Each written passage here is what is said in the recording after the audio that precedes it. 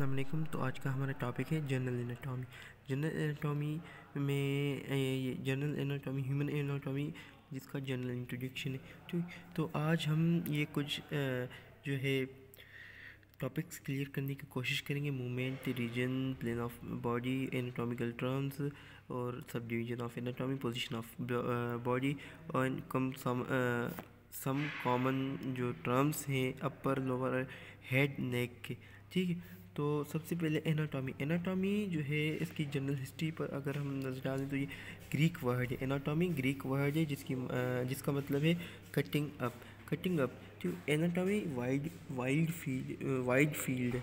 ठीक है, तो इसके इक्विवेलेंट में एक वर्ड आता है जिसका नाम है डाइसेक्शन। ठीक है, डाइसेक्शन एक लैटिन वर्ड है जिसका मतलब है टेक्निक।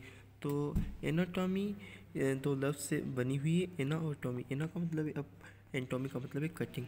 तो एनाटॉमी का मतलब हुआ कटिंग अप। ठीक है, ये एक वाइड फील्ड है। तो डाइसेक्शन मेड टेक्निक है। ठीक है, ये और जो है एनाटॉमी और डाइसेक्शन दोनों एक दूसरे के सिनोनिम्स नहीं होते। ठीक है, anatomy is to physiology as the geography to histology. अब इसका मतलब ये है कि एनाटॉमी ऐसे है फिजियोलॉजी से जैसे जियोग्राफी है हिस्टोलॉजी से। यानी अगर हमें किसी चीज़ की जियोग्राफी पता करनी होगी तो हमें हिस्ट्री उसकी पढ़नी होगी कि ये पास्ट में कैसी थी, अब कैसी है और आगे चल के कैसी हो जाएगी। तो अगर हमें किसी चीज़ की जियोग्राफी पता होगी तो उसकी हिस्ट्री जो है वो इतनी प्रॉब्लम नहीं करेगी। अगर किसी चीज़ की हिस्ट्री मालूम होगी तो उसकी जियोग्राफी हमें इतनी प्रॉब्लम नहीं करेगी समझने में। तो फिजियोलॉजी और एनाटॉमी भी ऐसे ही है। अगर एनाटॉमी जो है अगर किसी चीज़ की एनाटॉमी पता होगी तो उसकी फिजियोलॉजी भी तकरीबन समझ आ जाएगी। और अगर किसी चीज़ की फिजियोलॉजी समझनी हो तो हमें उसकी एनाटॉमी भी पढ़नी पड़ेगी। बेसिकली एनाटॉमी जो है वो स्ट्रक्चर्स से डील करती है और फिजियोलॉजी उनके फंक्शन से। अगर हमें स्ट्रक्चर पता होंगे तो उनके फंक्शन जानने में आसानी होगी, और अगर उनके फंक्शन जान लेंगे तो उनके स्ट्रक्चर में भी क्लियरिटी हो जाएगी। तो आगे बढ़ते हैं। तो अब आते हैं सब डिवीजन ऑफ एनाटॉमी। सब डिवीजन ऑफ एनाटॉमी में सबसे पहले आता है कैडावरिक एनाटॉमी। कैडावरिक एनाटॉमी यानी द डेड और एम्बल्ड। कैडावरिक का मतलब डेड, एम्बल्ड और प्रिजर्व बॉडी। ठीक है, तो प्रिजर्व्ड बॉडी की एनाटॉमी यानी एक डेड बॉडी हो उसकी आप एनाटॉमी पढ़ें, उसका मुताला करें कि ये क्या चीज़ है, ये क्या चीज़ है इसकी। तो वो होती है cadaveric anatomy. It can done with 1 or 2 approaches. ठीक है, तो ये सीधी सीधी बात है कि ये एक या दो चीज़ों की मदद से की जा सकती है। इसमें ज़्यादा चीज़ें ज़रूरत नहीं होती। ठीक है, पहले तो आपको एक डेड बॉडी चाहिए होगी, उसके बाद आपको उसका पता होना चाहिए कि ये क्या चीज़ है। ठीक है, इसको मैक्रोस्कोपिक और ग्रॉस एनाटॉमी भी कहते हैं। ठीक है, तो रीजनल एनाटॉमी। अब कैडावरिक एनाटॉमी के दो टाइप हैं, एक रीजनल एनाटॉमी और एक सिस्टमेटिक एनाटॉमी।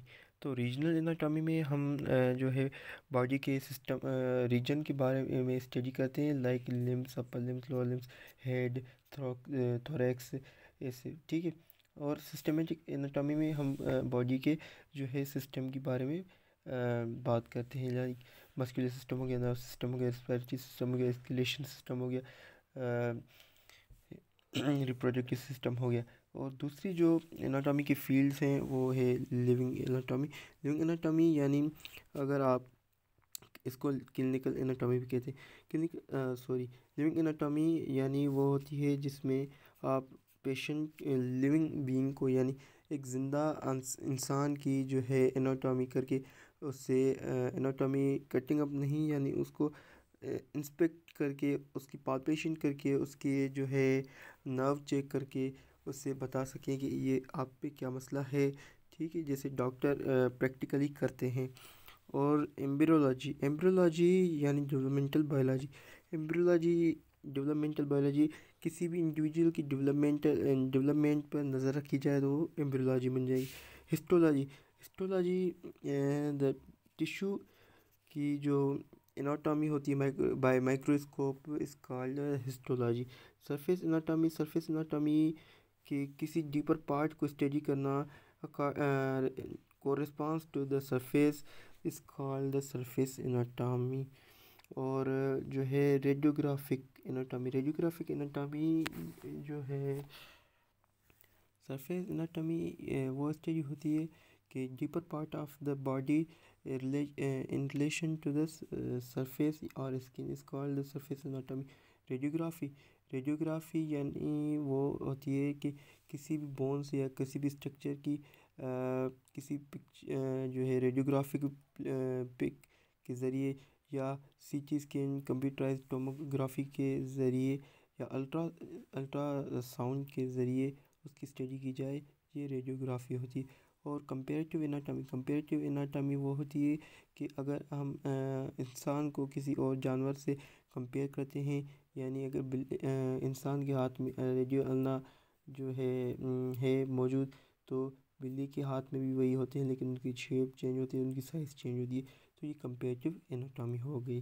ठीक है। अप्लाइड एनाटॉमी वो होती है जो भी आपने टेक्निक सीखी है उसको आप क्लिनिकल वर्क में अप्लाई करें, तो ये अप्लाइड एनाटॉमी हो गई। ठीक है। Position of body.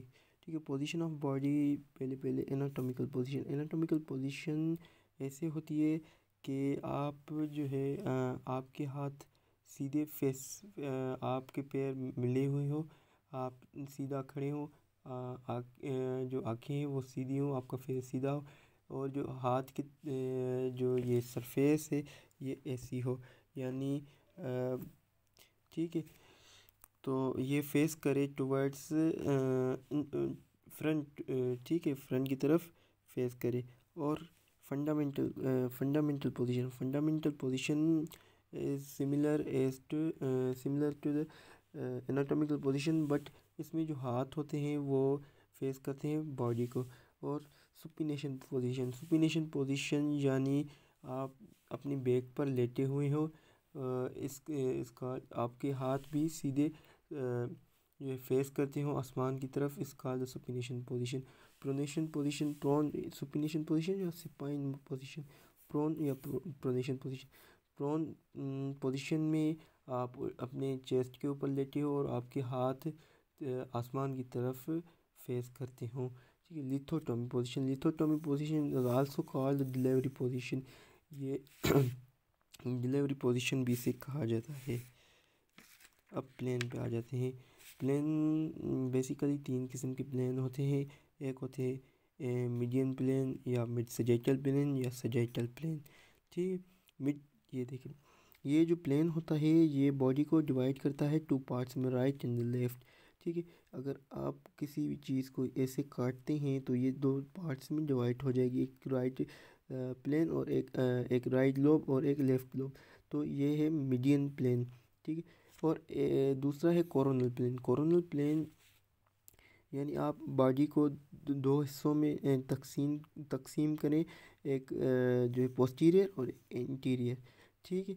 और जो है दूसरा ट्रांसवर्स और द हॉरिजॉन्टल प्लेन, यानी आप बॉडी को अपर और लोअर पार्ट में डिवाइड करें तो ये हो जाएगी ट्रांसवर्स और हॉरिजॉन्टल प्लेन।